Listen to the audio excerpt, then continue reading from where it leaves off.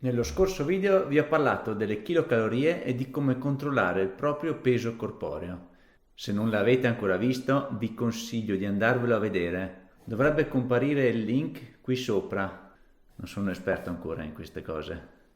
Io sono Gianni Franzoi e benvenuti in questo nuovo video. Oggi andiamo nel dettaglio e vediamo come sono formate queste chilocalorie. Possiamo dire che le chilocalorie sono formate da due grandi macrogruppi, macronutrienti e micronutrienti. Partiamo con gli ultimi, il che vuol dire che non sono importanti. Anzi, per micronutrienti si intendono sostanzialmente le vitamine e i minerali. Sono nutrienti che apportano una minuscola parte di calorie che è trascurabile, ma la cui presenza è indispensabile per il corretto funzionamento dell'organismo, poiché il nostro corpo da solo non riesce a produrli. Dove li troviamo? All'interno di frutta, all'interno della verdura e anche nell'acqua, che è ricca di minerali. Io per esempio in ogni pasto principale cerco sempre di inserire la verdura e almeno un frutto e di bere almeno 3 litri di acqua al giorno. In questo modo sono sicuro di coprire il mio fabbisogno di micronutrienti. Noi però oggi ci concentreremo sui macronutrienti. Questi vengono consumati dal nostro corpo in grandi quantità, poiché rappresentano la più importante fonte energetica per l'organismo.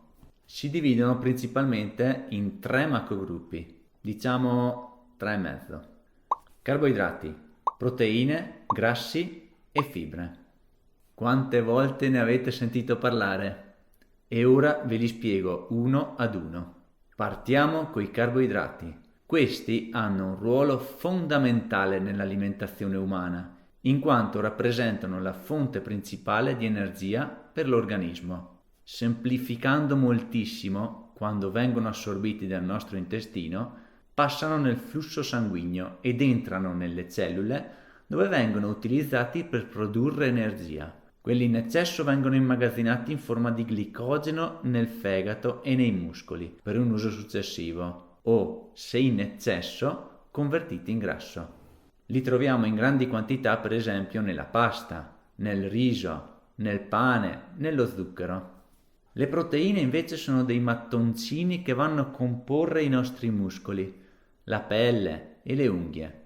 Queste ci consentono di alimentare la sintesi proteica, cioè quel processo in cui il nostro corpo rimpiazza gli aminoacidi per rinforzare determinati tessuti, che può essere dopo un'attività fisica. Nel piatto li riconosciamo come carne, pesce, latticini e anche legumi. Per quanto riguarda i grassi, innanzitutto sfatiamo il mito che i grassi non fanno ingrassare. Quello dipende solamente dal bilancio energetico, cioè se mangiamo più chilocalorie di quelle che bruciamo. I grassi sostanzialmente hanno il compito di regolare gli ormoni. Sono indispensabili anche per la coagulazione del sangue e per il buon funzionamento del sistema immunitario. I grassi li troviamo per esempio nella frutta secca, nell'olio, nell'avocado, nel burro e nei formaggi. Le fibre infine sono dei carboidrati non digeribili. È dal 2009 che i produttori sono obbligati a inserirle nelle tabelle nutrizionali. Le fibre alimentari sono estremamente importanti per la salute, svolgono un ruolo fondamentale nella regolazione del transito del cibo nel nostro intestino. Inoltre controllano efficacemente l'assorbimento di zuccheri e grassi, con conseguente stabilizzazione dei livelli di glucosio e colesterolo nel sangue.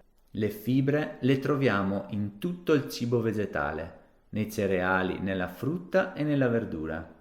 In poche parole, mangiate molte fibre. L'ideale è comunque bilanciare il più possibile queste fonti nei pasti.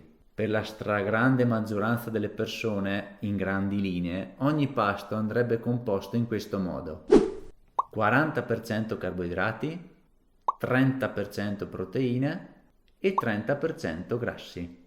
Non è l'ideale in un pasto mangiare solamente un piatto di pasta, sarebbero principalmente solo carboidrati, o per esempio mangiare solamente carne, sarebbero principalmente proteine. Vediamo meglio ora quante calorie ci danno questi macronutrienti. Questo è fondamentale, dovete ricordarvelo.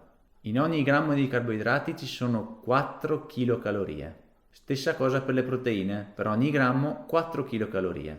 Per i grassi invece l'apporto è più del doppio, circa 9 kcal per ogni grammo. Per le fibre invece siamo intorno a 2 kcal per ogni grammo. Ora vi faccio un esempio pratico, così capite al volo.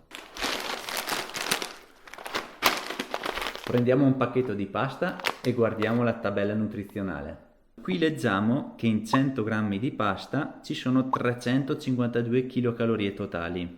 Andiamo nel dettaglio. Grassi 2 grammi, carboidrati 69 grammi, fibre 4,8 grammi, proteine 12 grammi. Quindi adesso andiamo a moltiplicare i grammi per ogni macronutriente per le sue relative kilocalorie.